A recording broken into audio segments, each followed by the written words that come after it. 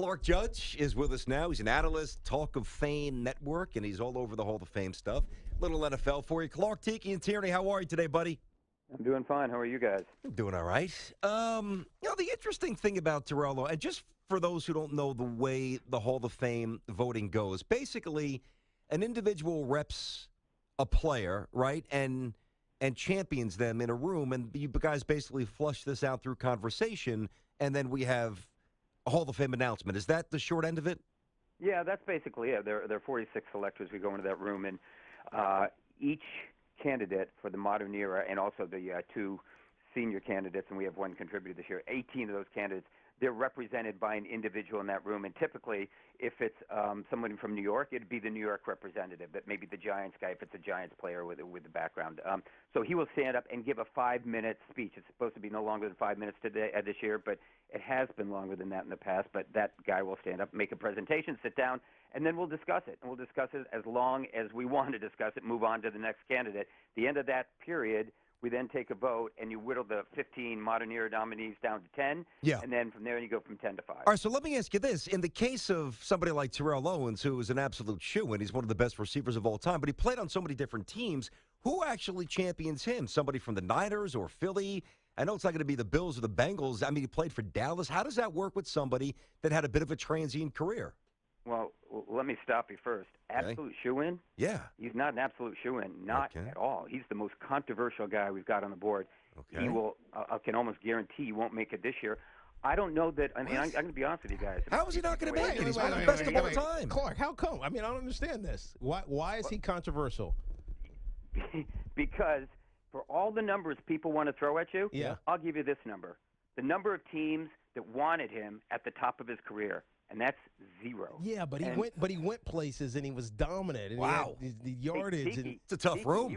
He was dominant. No one wanted him. You know as well as I do. When Andy Reid had him in Philadelphia, they went to the Super Bowl, and people say he took him to the Super Bowl. Actually, didn't. I mean, he had a good year, but he had a very good year. Got hurt at the end of that year. The most valuable player in the playoffs for them was Brian Westbrook. And then Owens comes back in the Super Bowl, has a great Super Bowl, could have made his career there, and then of course does that sit-up thing in the driveway with his agent. Yeah, but what does that have to do with anything? I mean, are we taking the personalities of these guys? This has nothing to do with personalities. It has everything to do with, does the team want to keep him? Listen, Lawrence Taylor wasn't the greatest guy in the world. The Giants wanted him and couldn't live without him. Andy Reid said, I'm a better team without this guy. Dallas, when he went to Dallas, guys, I was down there. Yeah. Bill Parcells didn't even show up at the press conference. He made it clear, I'm not in favor of this guy. And when he was there, he never called him by his name. Always called him the player.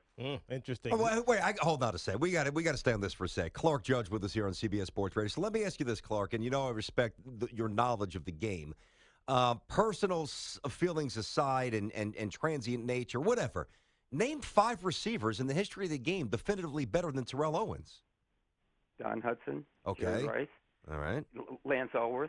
Paul Warfield. Okay. I mean, come on. Now we're reaching here. We're talking about guys who played at totally different. Now we're reaching? Yeah. Those guys are all Hall of Fame. Because they played against light quarterbacks that were 5'9", man. Are you serious?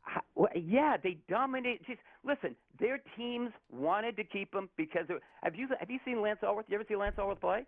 I've seen his stats. No. But forget about his stats. Go back and look at the 1963 Chargers. Oh, come on. The left tackle was 196 pounds. Clark, does it ever get contentious like this? It better. It always does. And nice. This room is going to be on fire when T.O. comes up because he is a contentious guy. And as I said, I talked about numbers and 0. Another number I think is applicable is 2. The number of times he was suspended by his own team.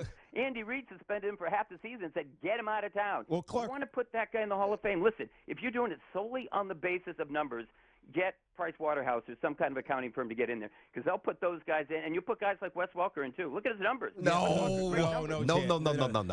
Who's going to advocate for T.O. then? It's going to be the San Francisco representative, who's Nancy Gay, covered the 49ers and then covered the Raiders, but she's the San Francisco representative. Man, I got to tell you, Clark, it feels like this is more personal than it seems a little petty here, analytical, Clark. right? It's just, I mean, maybe I'm mistaken, but it's, I don't like this process. Like, this is our club, and we're not letting anybody in we don't like. Yeah. And it's not personal at all. Listen, we're talking about going a little bit deeper than the numbers. I know several coaches whom I know very well who coach this guy, one of whom has said he's the most divisive guy I've ever been around. Why do you think we kept him for a couple of years? We couldn't wait to get rid of him. You want to put that guy in the Hall of Fame? Yeah, well, I mean, maybe. But there aren't guys like that in the Hall of Fame already? What, are you kidding me? Wait. No, there are guys who are personality problems, but guys you couldn't wait to get rid of? The Giants couldn't wait to get rid of Lawrence Taylor? It's not the case. Yeah. I mean, if you just took personalities, we'd have all but 12 players probably left in the Hall of Fame. But, the problem is, guys, you've got somebody here, the team said, yeah, he's a great player. We want to get rid of him. So you're telling me forget the fact that he was divisive, forget the fact that nobody wanted him at the top of his career, wanted to keep him. You want to put him in based on sheer numbers. It goes a little bit deeper than that. So you're not going to vote for him? You're going to say no? You're going to make a passionate case to not put T.O. in? That's correct. Wow. So you think he eventually gets in now, Clark? I think Tiki probably does. Yeah. But he's not. First of all, he's not going to get in this year because we've got Marvin Harrison who's been waiting. Yeah, no, Marvin Harrison in the line. I'd have him. You don't jump the queue for Marvin Harrison.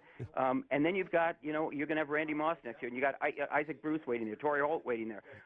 So it's going to be. There's going to be a raft of receivers with big numbers coming along, and it's going to make it more difficult. But these arguments are going to be passionate for years.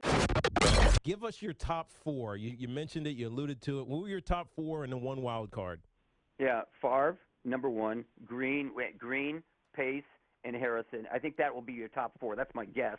And then the fifth as a wild card, I'm going to go with Dungy. As I said, Dungy, Warner, James, they're all possibilities, but I'm going to take Tony.